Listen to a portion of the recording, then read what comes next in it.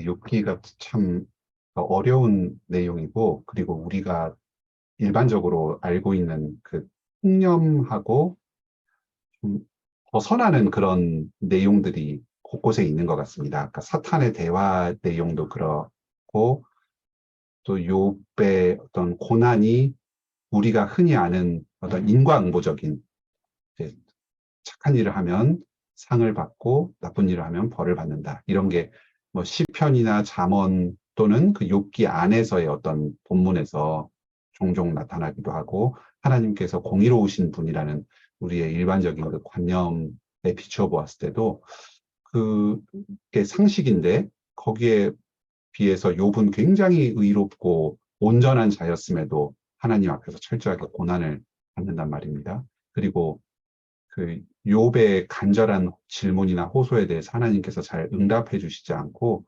그가 고통의 이유가 무엇이었는지에 대해서 끝까지 명확한 답을 잘 제시해 주지 않으십니다. 이런 여러 가지 것들이 우리가 상식으로 이런 식으로 내용이 전개되어야 될 것 같은데 하는 것과 좀 어긋나는, 우리의 통념에서 벗어나는 그런 내용들이 많고, 그래서 욥기를 이해하는 게 참 쉽지가 않은 것 같습니다. 특히 아까 말씀하신 것처럼 군데군데에서 그 여러 구절들이 그 의미가 좀 불분명해서 어떤 것인지 잘 이해가 안 되기도 하고, 그게 정확하게 어떤 식으로 우리의 신앙에 기여하는가 하는 그 구성도 좀 잘 파악이 안 되는 그런 면들도 있고요. 실제로 그 욥기가 단락이 구분이 명확하지가 않고, 그래서 예를 들면 그 욥기 28장에서 지혜에 대한 그 내용이 나오는 아주 중요한 본문이 있는데, 이 28장의 내용을 욥이 고백한 것으로 보아야 할지, 아니면은 욥기의 저자는 아마 욥과는 다른 인물이었을 것으로 짐작이 되는데요. 그 욥기의 저자가 자기의 어떤 신학적인 관점을 반영해서 서술한 내용으로 보아야 할지, 제 이런 점에서 좀 불분명한 그런 부분들이 있습니다. 그래서 이해하기가 참 쉽지가 않다 하는 점에서는 제 선생님 지적하신 부분이 공감이 많이 가고요. 그런데 참 감사하게도 선생님께서 여러 이제 욥기를 잘 이해하는 다른 관점들을 이제 잘 정립하셔서 그런 것들을 지금 여러 가지를 제시를 해주신 게 참 감사합니다. 여기 먼저 한 가지로 그 욥보다 하나님이 대단하시다. 그 욥의 어떤 하나님을 경외함과 욥의 의로움 또는 욥의 지혜는 욥의 승리가 아니라 하나님의 승리다. 하나님의 위대함을 드러내는 것이다. 욥에게 그런 지혜로 이끌어 주시고 의롭게 해주시고, 결국 고난 가운데서도 끝까지 하나님을 경외하면서 나아가도록 하신 것이 뭐 욥 자신이 어떤 탁월한 덕성을 가지고 있다기보다도 하나님께서 욥에게 그런 지혜와 은혜를 베풀어 주셨고 그를 붙잡아 주셨기 때문이다 하는 그런 관점으로 욥기를 해석하고 그 욥의 생애에 대해서 바라보는 이런 관찰은 참 좋은 관점이라고 봅니다. 또 이 욥의 모습을 또 예수님과 연결을 시켜서 예수님께서 참된 지혜자로서 그 고난 가운데서 하나님을 경외하는 그 본을, 아주 그 어떤 완전한 모습을 우리에게 보여주셨고, 또한 우리도 예수 그리스도를 믿음으로 욥과 같은 그런 인내와 경외함으로 나아갈 수 있는 것이 아닌가. 그런 점에서 욥의 내용은 어떤 영웅의 모험담이라기보다는 우리를 향한 하나님의 위로이며 또 도전이 됨을 지적해 주신 것이 참 아주 귀한 그 말씀이시라는 생각이 듭니다. 또 선생님께서 이러한 그 가르침을 또 스스로 묵상하면서 깨닫기도 하셨겠지만, 또 우리 한국 교회의 여러 설교와 또 가르침을 통해서 그 교회와 함께 형성해 오셨을 것인데, 또 여러 선교단체들의 어떤 가르침을 통해서 형성해 오셨을 것인데, 참 우리 또 한국 교회의 욥에 대한 이해가 참 이런 정도 수준이구나 하는 것을 또 알게 되어서 또 참 감사했습니다. 어, 여기 먼저 욥기에 대해서 좀 개괄적인 내용을 좀 말씀을 드리고 또 전체적으로 어떻게 이해해야 하는지를 좀 말씀을 드리도록 하겠습니다. 뭐 세부적인 내용을 다 일일이 짚을 수는 없기 때문에 우리가 어떤 식으로 이 욥기를 바라보면서 그 세부적인 구절들을 이해를 해야 될 것인가 이런 전체적인 틀을 가지고 있으면은 이 구절들이 좀 이해가 안 될 때 그런 좀 전체 주제와 연결시켜서 이렇게 해석을 할 수가 있기 때문에 도움을 받을 수가 있을 것 같습니다. 먼저 제일 처음에 1장, 2장 그리고 해서 사탄과 하나님이 이렇게 서로 대화를 나누는 장면이 나옵니다. 이런 것들을 그 일종의 그 고대 근동의 어떤 천상회의의 그 전통의 일부로 좀 이해를 하는 학자들도 있습니다. 천상회의는 뭐냐면은 하나님과 또 여러 천사들, 그 어떤 천상적인 존재들이 일종의 어전회의처럼 왕 앞에 모여서 의논하는 이런 자리가 있다는 관념이 어떤 신들의 회의와 같은 것이죠. 이제 그런 관념이 고대 근동의 신화적인 내용들에서 많이 볼 수 있고 성경 또한 이러한 그 고대 근동의 신화 또는 세계관과 연장선상에 있다. 즉 그게 선후 관계가 뭐 우리 성경이 신화의 영향을 받았다 이런 게 아니라 이제 성경의 세계관을 이제 고대 근동 신화들이 이런 식으로 영향을 받아서 좀 다신교적인 그 방식으로 발전을 하게 되었다. 그렇게 이제 이해를 하는 겁니다. 그래서 이런 하나님과 천사와 사탄 사이에 마치 어떤 법정과 같은 이런 일들이 이제 우리가 알지 못하는 그런 세계 가운데서 이루어졌다. 그리고 저 창세기 1장에서 그 하나님께서 이제 천지를 창조하시고 또 사람을 지으실 때에 우리의 형상을 따라서 우리의 모양대로 사람을 만들자 하면서 약간 청유형으로 이렇게 말씀을 하시잖아요. 이제 그런 것도 이런 천상의 어전 회의에서 하나님께서 이제 성부, 성자, 성령 하나님께서 여러 다른 천상적인 존재들과 함께 상의를 한 것이 아니냐. 그래서 이게 천상적인 어떤 합의가 이루어져서 이제 창조가 이루어진 것 아니냐. 그런 식으로 해석을 하기도 합니다. 이제 그것의 성경적인 실마리가 이 욥기 1장, 2장에서의 이 천상의 어전 회의를 이제 본따서 그렇게 해석을 하는 거죠. 그래서 이런 천상적인 논의 또는 삼위일체적인 하나님을께서 스스로를 복수형으로 지칭을 하시면서 그 다른 신적인 존재와 대화를 하는 듯하게 보이는 그런 성경적인 구절들을 그런 식으로 해석을 하려고 하는 시도들이 있고 그 성경의 근거가 이제 욥기의 말씀 1장, 2장의 이런 상황 가운데서 나타납니다. 뭐 진짜 그런 뭐 천상의 어전 회의가 있는지 실제 이 사탄이 마치 여호와와 대등한 존재처럼 이렇게 서로 대화를 하면서 하나님께서 또 어떤 사탄의 그 말을 수긍을 하시고 이 사탄의 활동을 인정을 하시는 것 같은 이런 일들이 실제로 있는지 없는지 그것은 우리가 잘 모릅니다. 이것을 우리 사람이 이해할 수 있는 방식으로 적용을 시켜서 그 적응을 해서 이러한 형식의 어떤 일들이 있는 것처럼 이야기를 한 것인지 아니면 실제 이런 천상의 대화가 오고 가는 것인지 그런 것에 대해서는 우리로서는 다 알 수가 없습니다.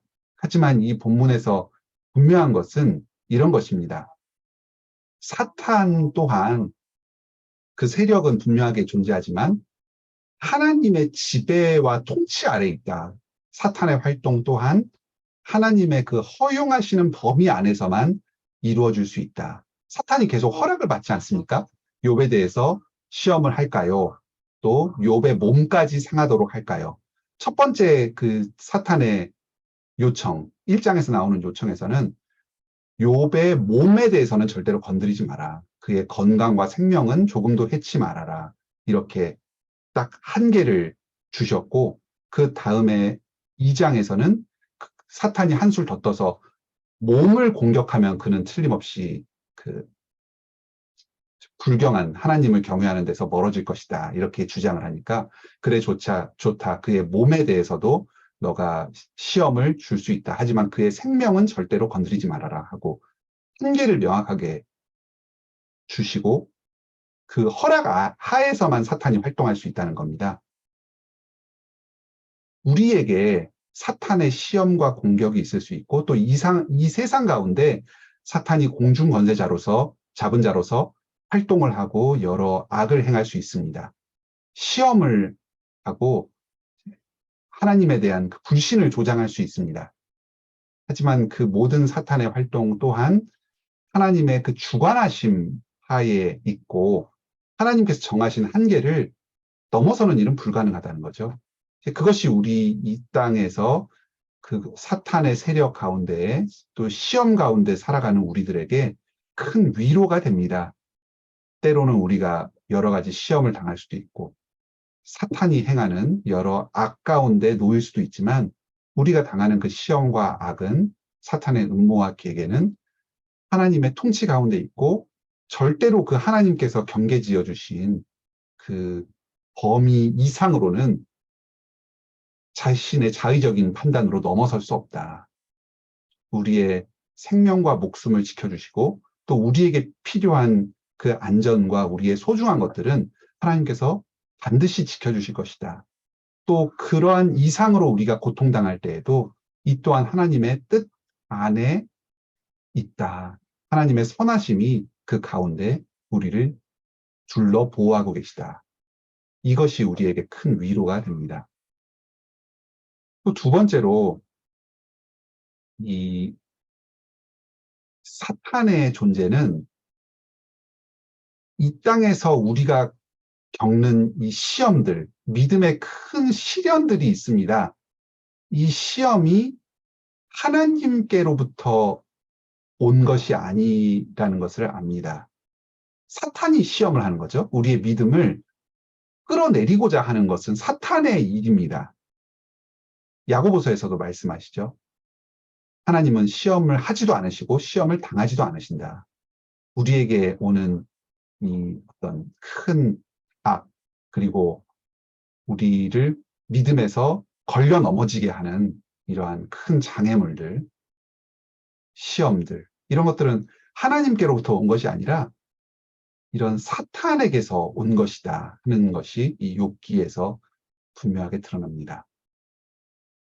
또 이 1장, 2장에서는 우리에게 당하는 이 고난의 근원이 반드시 하나님께로부터 온 것이 아니라 우리에게서 원인이 되지 않고 천상의 어떤 하나님과 사탄 사이의 분쟁, 즉 하나님께서 사탄을 무력화하시고 사탄의 그 악함과 그 거짓됨을 폭로하시기 위한 이유에서 일시적으로 어쩔 수 없이 하나님의 성도들에게 그 고난을 허락하실 때가 있다는 것입니다. 사탄이 우리를 참소하고 시험하고자 할 때 그 사탄의 거짓됨을 드러내기 위해서 한시적으로 하나님의 백성들에게 사탄 뜻대로 행하도록 허락해 주실 때가 있다는 겁니다.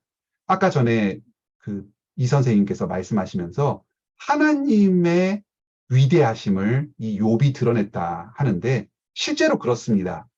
하나님께서 욥에게 고난을 허락하신 것은 어떤 면에서 욥을 믿으셨기 때문이에요.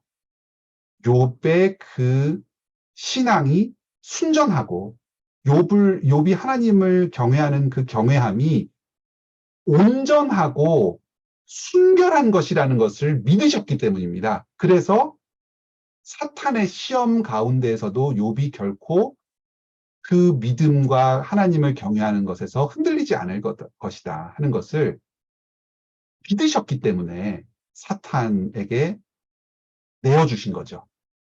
또 그와 동시에 욥의 믿음을 욥이 인식하지 못하는 가운데에서 사실 하나님께서 지키시고 붙드신 겁니다. 욥을 통해서 욥이 일종의 하나님의 군사로서 하나님을 대적하는 그 사탄과 싸우는 장군으로서 나아가도록 지금 허락을 하신 거예요. 욥은 이걸 아무것도 몰랐습니다.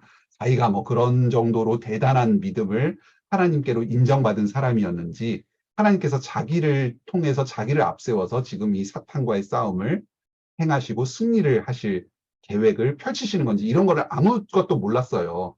이 또한 하나님의 지혜 가운데 있는 것이고, 욥의 지혜로, 사람의 지혜로서는 그 하나님의 그 이 세상을 경영하시고 사탄을 물리치시는 이 큰 하나님 나라의 이 전쟁을, 그 일을 다 알지는 못했죠.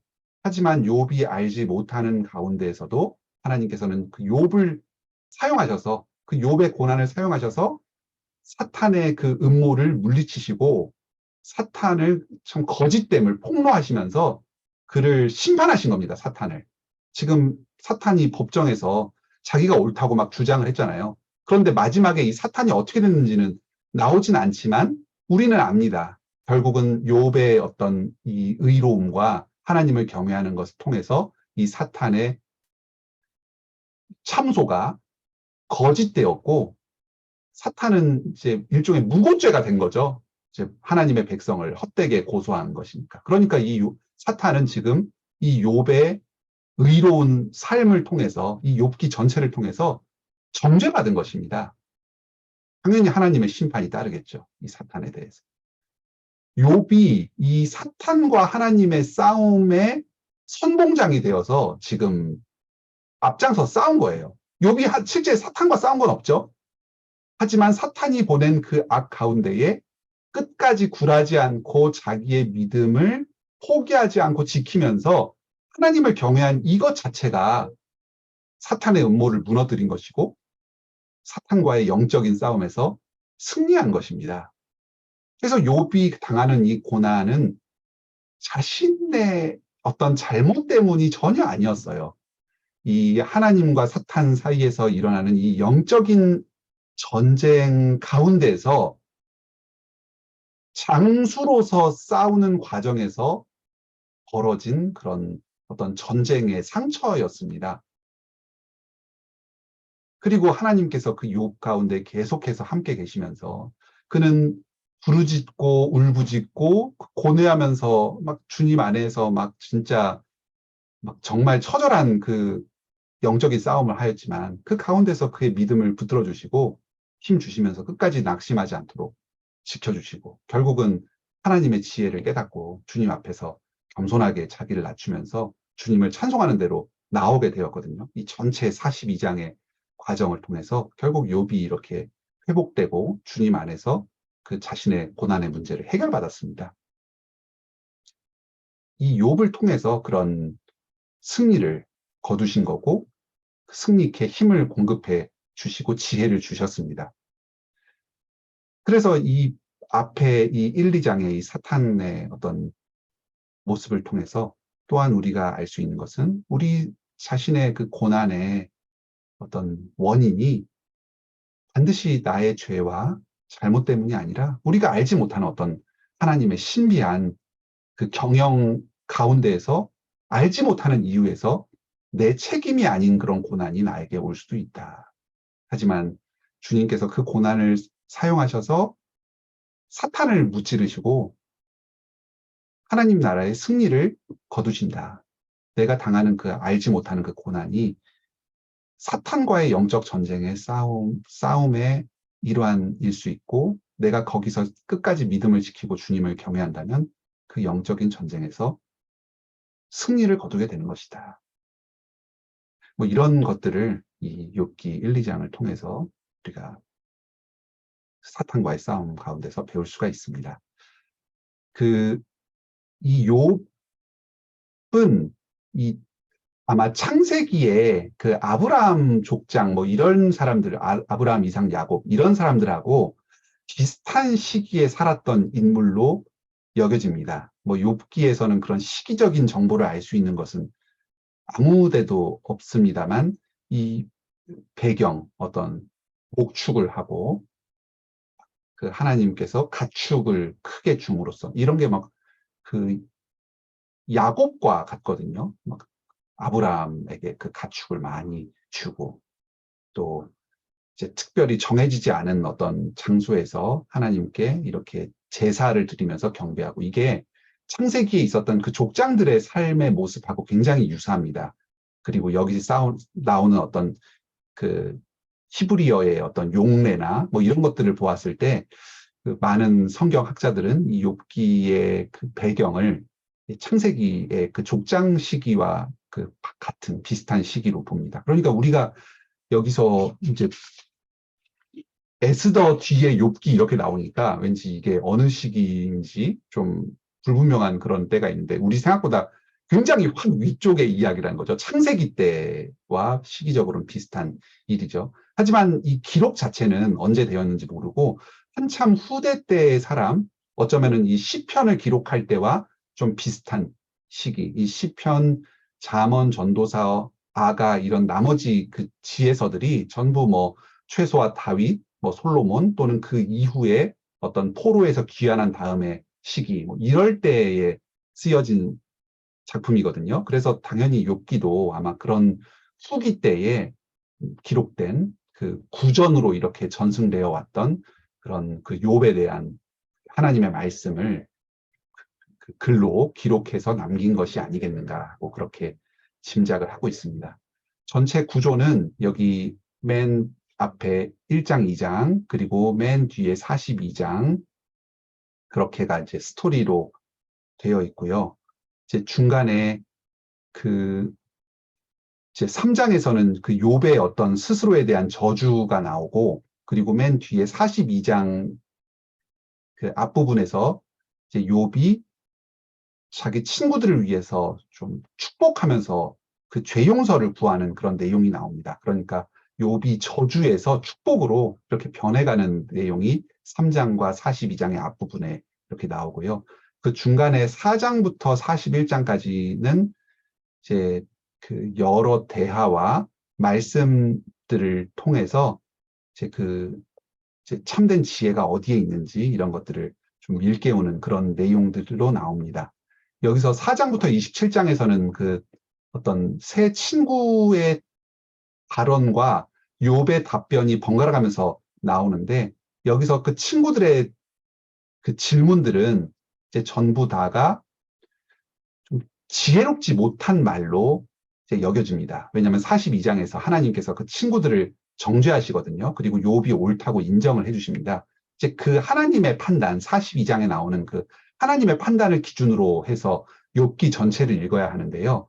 이제 앞부분에 그 친구들의 말들은 전부 다 그 결함이 있는 말이다. 그래서 이게 상당히 성경적으로 보일지 모르지만 하나님의 지혜에 대해서 좀 불충분하게 이해하고 해석하는 관점이 그 가운데 녹아 있다. 이것을 좀 염두에 두면서 그 친구들의 말들을 읽어야 합니다.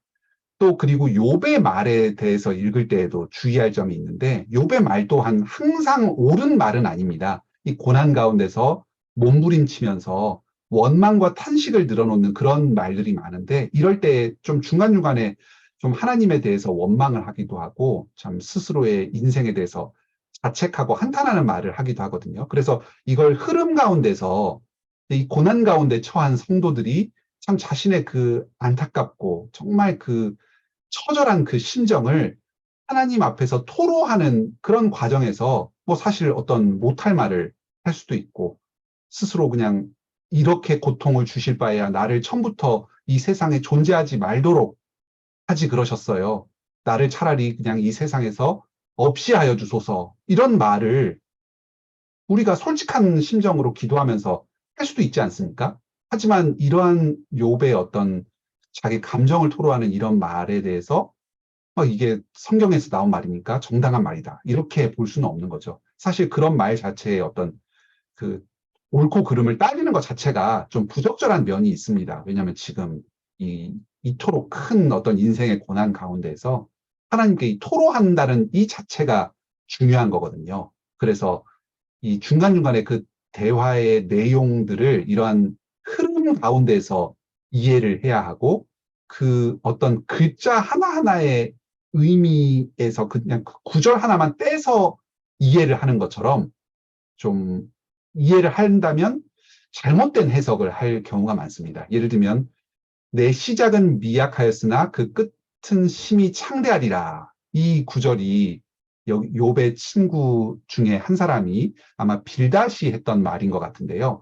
그 사람이 했던 말 중에 하나인데 이게 우리 그 구절을 띄어가지고 어디 간판 같은 걸로 만들기도 하고 저기 우리 저 업소 우리 성도들이 그 식당 개업 같은 거 할 때 이렇게 신방 선물로 이렇게 해서 다 걸어놓기도 하고 그런 구절이지 않습니까? 그런데 사실 이 말 자체는 맞는 말이지만 참 멋있는 말이지만 이 말의 맥락은 이런 것입니다.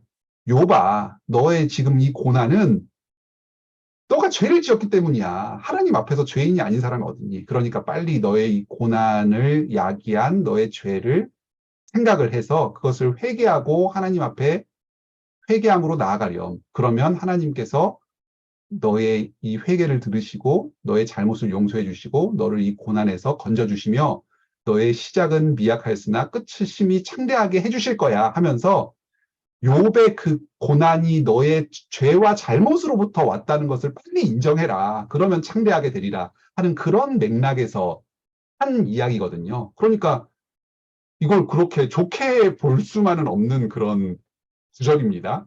이제 이런 어떤 대화의 흐름, 좀 이런 과정에서 이 구절구절을 좀 이해를 하실 필요가 있습니다. 또 이 욥의 그 원망과 저주의 말도 또 그런 좀 자기의 원통함에 대한 토로의 맥락에서 좀 이해를 해주실 필요가 있고요. 이 중간에 28장은 하나님의 지혜에 대한 아주 중요한 본문이고 이 욥기 전체의 가장 중심부에 있는 것으로 구조를 분석을 하기도 합니다. 그러면 아주 핵심적인 구절이라고 할 수 있죠. 그래서 여기서 우리가 욥기를 이해할 때 욥에서 말하는 지혜를 가장 잘 엿볼 수 있는 그 내용은 이 28장의 내용과 여기 이 40장부터 39장부터 되는 이 하나님의 대답 38, 39, 40, 41장에 나오는 이 하나님의 이 지혜에 대한 말씀. 이제 이것이 이 욥기 전체에서 지혜를 가장 잘 가르쳐주는 내용들입니다. 그래서 28장 그리고 38장부터 41장 이렇게 이 5개 장을 중심으로 해서 이 욥기에서 말하는 지혜가 무엇인가 하는 것을 좀 파악을 해 갈 필요가 있고, 제 그런 관점에서 보았을 때 친구들의 말 그리고 엘리후의 말. 엘리후는 사실 좀 이해하기가 쉽지는 않거든요. 왜냐하면 엘리후는 그냥 띡 나와가지고 한참 동안 장왕설을 늘어놓는데 엘리후에 대해서는 하나님께서 아예 언급조차 안 하세요. 좀 무시하시는 것 같기도 하고 뭐 나중에 친구들에 대해서는 정죄를 하시는데 이 엘리후는 뭐 옳다 그르다 얘기를 전혀 하지 않으십니다.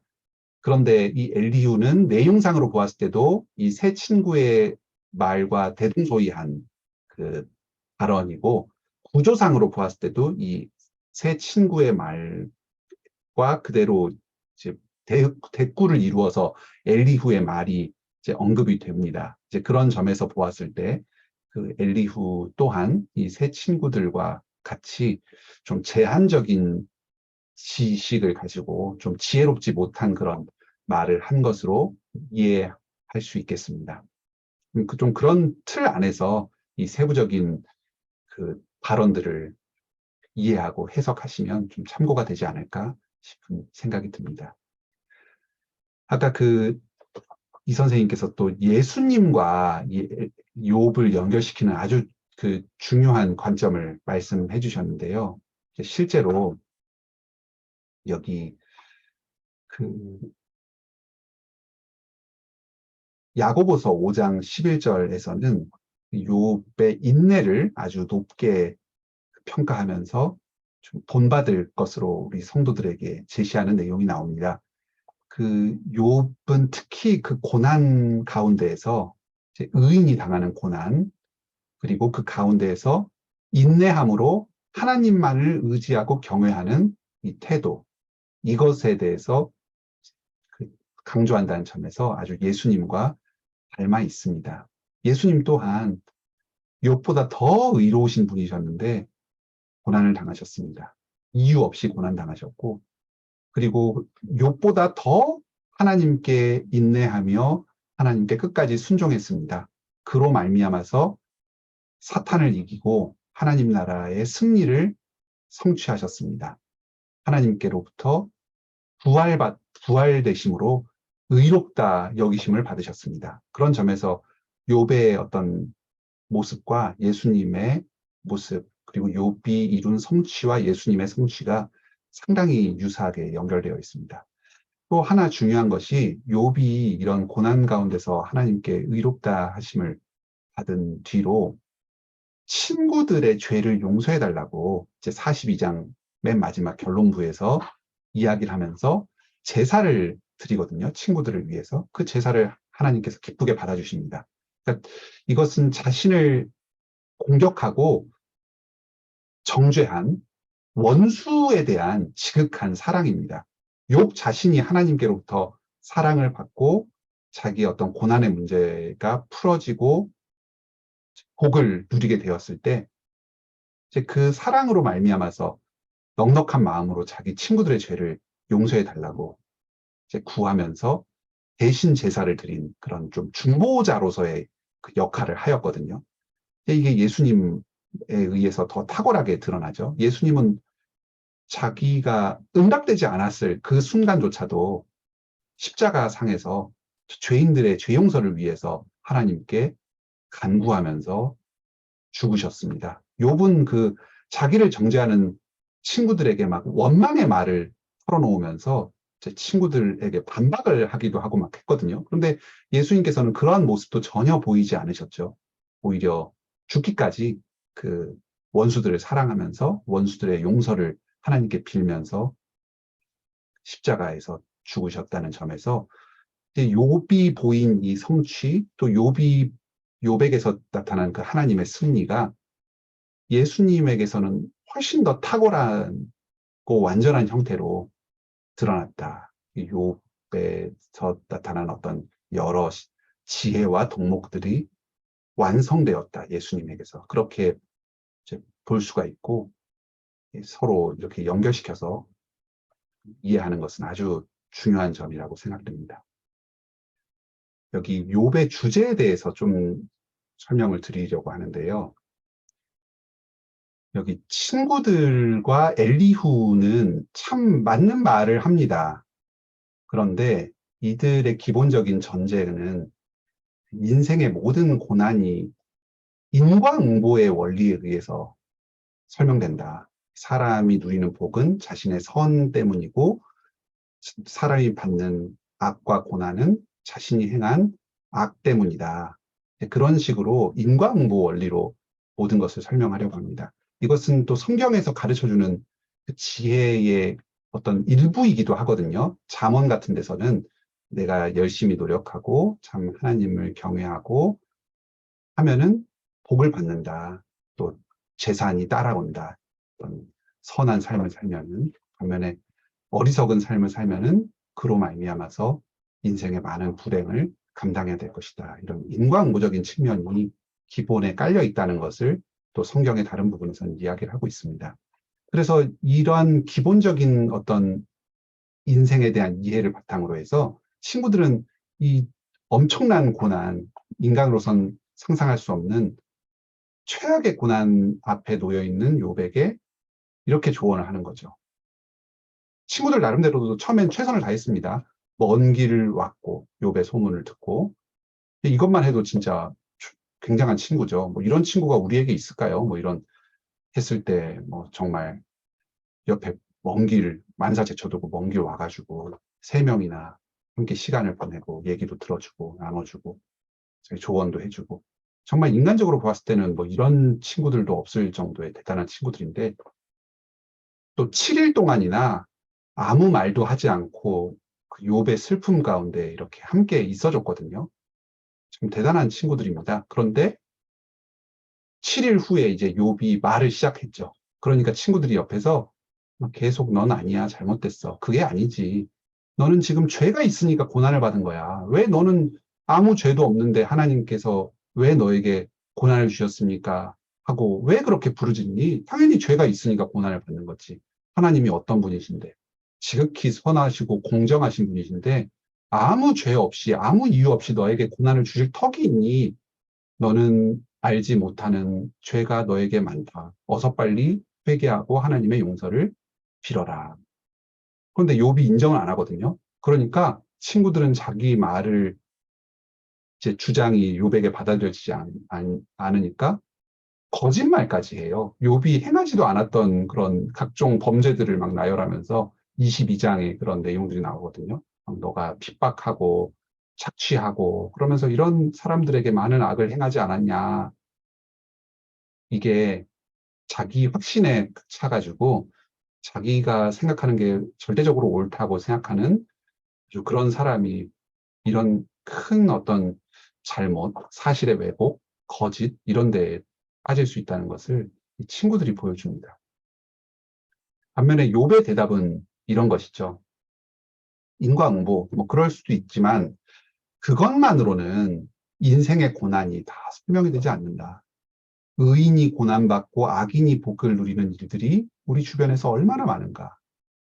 21장에서 그런 얘기를 합니다. 또 그리고 악인이 하나님에게 즉각적으로 그 악을 행했을 때에 즉각적으로 심판을 받는 게 아니라 오랜 기간 동안 아무 일도 없는 것처럼 지내는 또 그런 일들은 얼마나 많은가. 이 하나님께서 이런 것들을 보면은 참 의롭지 않으신 것 같기도 하다. 그런 이야기를 합니다. 이 욥의 발언에서는 패턴을 보면은 좀 중요한 특징이 있는데요. 처음에는 이 친구가 말하면 거기에 대해서 대꾸를 하는 식으로, 반박을 하는 식으로 얘기를 하는데, 그 뒤에는 항상 하나님께로 말이 향해요. 친구와의 관계 가운데서 뭘 해결을 끝을 보려고 하기보다는 하나님께서 자기의 말을 듣고 그 해결을 해주셔야 된다는 생각을 항상 하고 있습니다. 여기 욥이 특히 힘들어하는 것은 하나님 말씀해 주십시오. 응답하여 주십시오. 가르쳐 주십시오. 내 고난이 어디서 온 것입니까? 왜 나에게 이 어려움을 주신 겁니까? 하는데 하나님의 말씀이 안 오는 거예요. 하나님께서 침묵하시는 겁니다. 그게 이 욥을 철저한 어둠 가운데 몰아넣고 절망에 빠지게 하거든요. 고난당할 때 정말 힘든 것은 이 고난의 의미에 대한 말씀으로의 해명이 이루어지지 않는 것입니다. 이 욥 당시에는 아직 성경이 기록되어 있지 않고 이제 창세기 시기니까요. 하나님의 말씀이 구전으로 오거나 계시로 오는 이런 시기였거든요. 그래서 지금하고는 좀 다릅니다. 지금도 비슷하게 이 고난의 의미가 해석이 잘 안 되는 경우가 있지만 그래도 지금은 성경이 있거든요. 그래서 말씀을 읽을 수는 있습니다. 이게 우리의 마음에 와닿지 않아서 문제지. 그런데 이 욥 같은 경우에는 하나님께서 이제 자기에 대해서 직접 말씀해 주시지 않는 그 말씀 자체가 희귀한 그런 점이 이 사람에게 큰 어려움이었습니다. 여기 욥기에서 가르쳐주는 지혜는 이런 것입니다. 친구들은 하나님을 이 권선징악이라고 하는 인과응보라고 하는 이 굉장히 제한적인 어떤 원리 안에 가둬두려고 했습니다. 그런데 이제 욥기 28장이나 또 38장부터 41장까지 이런 내용들에서 하나님께서 말씀해 주시는 것은 뭐 너가 뭐 이걸 다 아느냐 뭐 그런 얘기들 질문을 계속 하시잖아요. 하나님의 지혜는 사람의 지혜를 뛰어넘는다. 놀라운 지혜로 세상을 통치하시고 그 지혜는 인간이 알 수 없는 탁월한 것이다. 전 지구와 자연, 피조물, 온 세상을 포괄하는 것이고 참 선하고 탁월한 지혜로 이 모든 것들을 질서정연하게 다스리고 계시다. 이겁니다. 너는 알 수가 없어. 너로서는 나의 지혜와 경륜을 알 수가 없다. 그러니까 참된 지혜는 무엇입니까? 이러한 탁월하신 주님을 경외하는 것, 신뢰하는 것. 우리가 다 이해되지 않는 경우가 있더라도 하나님은 선하시고 위대하시다. 이 사실을 신뢰하면서 나가야 됩니다. 왜 나에게 이런 일을 주셨는가요? 이거는 굉장히 나에게만 갇혀있는 제한적인 일이거든요. 그런데 하나님께서 전 세계와 세상 만물, 우리 눈에 보이는 것과 보이지 않는 것을 전체를 지혜롭게 아주 선하게 다스려 가시는 그 과정에서 내 의도와 또 나와 상관없이 나에게 어떤 악이 닥치는 경우가 있습니다. 예를 들면 하나님께서 뭐 이런 일은 있어서는 안 되겠지만 세상 말세에 이 세상의 악인들 가운데 주님께서 진노하시고 심판을 내리시기 위해서 이 세상 가운데 어떤 큰 재앙을 주시는 일이 있을 수도 있잖아요. 우리가 당하는 모든 재앙이 그런 건 아니지만. 그런데 우리가 이 세상 가운데 같이 살고 있으니까 나에게도 그 재앙의 후과가 닥칠 수 있다는 말입니다. 이 세상의 악인들을 심판하기 위해서 내리신 재앙. 근데 우리는 사회에서 연관을 맺고 살아가고 있으니까 직간접적으로 어쨌든 우리에게도 그런 그 재앙의 영향이 미칠 수가 있잖아요. 그런데 여기에 대해서 그냥 내 안에 이 좁은 시야에 갇혀서 하나님 왜 나입니까? 왜 나에게 이런 불행을 주셨습니까? 나뿐만 아니라 이 세상 모든 사람들이 겪고 있는 재앙인데 또 그리고 하나님께서 우리가 알 수 없는 놀라우신 지혜로 하나님의 뜻을 이루기 위해서 주신 재앙인데 나는 내 안에만 갇혀서 내 안에서만 그 원인을 찾으려고 하는 거죠. 그러면서 막 원망도 하고 뭐 참 못할 말도 하고 또 믿음을 버리기도 하고 그러는 것입니다. 하나님께서 지혜롭게 세상을 다스리고 통치하고 계시니까 이것을 섣부르게 너의 좁은 식견으로 짐작하고 판단하지 말아라. 이겁니다. 이러한 어리석음은 욥 또한 나타나고 친구들 또한 동일한 겁니다. 자기의 이 좁은 식견으로 하나님은 권선징악이야. 그러니까 이걸 가지고 다 끼워 맞추는 거죠. 욥의 불행도 이것이다. 저것이다. 욥 또한 마찬가지죠. 왜 나입니까? 왜 나는 의를 행하는데 불행을 가져다 주십니까? 왜 나에게 대답하지 않으십니까? 하면서 이제 계속 원망을 하고 그 좁은 식견 안에서 바라보는 것이죠. 그래서 여기서 얘기하는 건 이겁니다. 하나님의 지혜는 인간의 지혜를 뛰어넘는다, 넘어선다. 또 인간의 삶은 그렇게 단순하게 한두 가지 원리를 가지고 설명되지가 않는다. 우리는 나 또한 또는 다른 사람들이 겪는 어떤 인생의 경험들, 사건들을 너무 단순화시켜서 해석하는 어리석음을 범하지 말아야 한다. 그리고 내가 다 알지 못할 때에도 하나님의 그 지혜와 선하심을 신뢰하면서 주님을 의지하며 나아가야 한다. 이것이 이 욥기에서 가르쳐주는 독특한 지혜입니다. 그러니까 이것은 고난을 뛰어넘는 겁니다. 우리가 이해할 수 없는 일들이 많거든요. 어떤 좋은 일도 있을 수 있고, 악한 일도 있을 수 있고, 뭐 불공평하게 생각되는 일도 있을 수 있고, 뭐 굉장히 많은 일들이 있는데 그것들을 너무 그렇게 단순하게 생각하거나 뭐 쉽게 이해되지 않는다고 해서 하나님에 대한 믿음을 버리지 말고 이것을 주님을 경외하고 신뢰함으로 계속해서 나아가야 한다. 이것을 이제 가르쳐 주고 있는 게 바로 욥기입니다. 이런 관점에서 보면 이 참 이게 우리에게 좀 와닿는 책이 될 수 있습니다. 왜 이렇게 긴가? 중간에 4장부터 37장까지 왜 이렇게 뭐 좀 했던 얘기 또 하고 했던 얘기 또 하고. 그게 우리예요. 하나님이 우리한테 고난을 주셨을 때 뭐 계속 그냥 그 제자리에서 맴돌면서 했던 얘기 또 하고 했던 얘기 또 하고 기도했던 기도 제목 맨날 똑같고 그 계속 그게 해결이 안 되니까 우리 납득이 안 되니까 그렇지 않습니까? 이제 그 가운데서 하나님의 지혜를 깨닫고 하나님의 관점으로 우리를 바라보도록 계속해서 만들어 주시지 않습니까? 근데 그게 얼마나 지난하고 참 시간이 많이 걸리는 과정인지 우리는 얼마나 어리석은지 우리의 그 좁은 식견에서 벗어날 줄을 모르는지 그러니까 이게 그렇게 길고 지루하게 느껴지는 건데 그게 우리의 모습이라는 것을 생각을 하면은 욥기를 조금 더 지루하지 않게 읽어볼 수도 있지 않겠는가 싶습니다.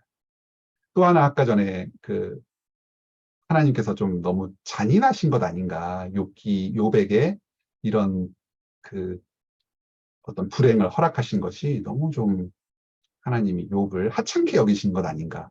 그런 생각을 우리가 할 수 있습니다. 특히 여기서 나오는 그 모든 전 재산을 다 잃고 길바닥에 내앉는 것, 그뿐만 아니라 10명의 자식들을 전부 데려가신 것. 나중에 또 이 자녀들을 다시 7과 셋을 주시면 뭐해요? 그 처음에 있던 그 자녀들 다 데려가셨는데 어떻게 합니까? 이 너무한 것 아닙니까?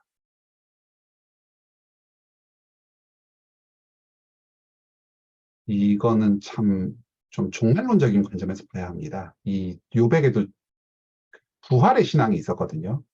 하나님께서 여러 어떤 사탄의 시험 가운데에서 요백에 큰 불행을 주시고 심지어는 그의 자녀들마저도 이제 그 지붕이 무너지는 이 불의의 사고를 통해서 데려가시기도 했지만 그 욥의 10명의 자녀들이 주님 품에 있습니다. 사탄이 그들의 영혼까지를 함부로 하지는 못했거든요. 참 또 하나님께서 이제 그 사탄과의 싸움에서 승리하시기 위해서 자기의 아들을 우리를 위해서 내어주시지 않았습니까? 그러니까 욥이 자녀를 잃은 큰 슬픔을 당했지만 하나님께서는 또 그 마음을 누구보다도 더 잘 아시고 자기 또한 그러한 그 고난과 불행을 함께 감당하시면서 또 그 자녀들의 영혼을 귀하게 품어주시고 보존하여 이렇게 보관하여 주시면서 나중에 장차 욥이 또 죽음 이후에 부활 생명을 누릴 때에 그 자녀들과 함께 또 만날 수 있도록 그 만남을 예비해 주시면서 이런 고난을 주셨습니다. 그래서 이 욥이 당한 고난을 지금 현세적인 관점에서만 보았을 때는 이건 참 말도 안 되고 하나님이 엄청나게 잔인하고 욥을 이용해 먹었다 하는 생각이 들 수도 있지만 이것을 부활 이후의 삶까지 생각해 보았을 때 또 그리고 무엇보다도 하나님 자신께서 자기 아들을 내어주시는 이 고통을 스스로가 직접 겪으셨다. 그러면서 이 욥을 고통 가운데 여러 이유 때문에 내어주셨다. 이런 것들을 생각을 하면 그 하나님께서 우리 사람을 하찮게 여기신다. 이렇게 이런 결론을 좀 이런 결론에 도달하지 않을 수도 있을 것 같습니다. 이제 우리의 고통의 의미를 생각할 때는 항상 하나님의 고통, 그 예수 그리스도의 죽으심을 함께 묵상을 해야만 그 합당한 결론에 도달할 수가 있을 것 같습니다.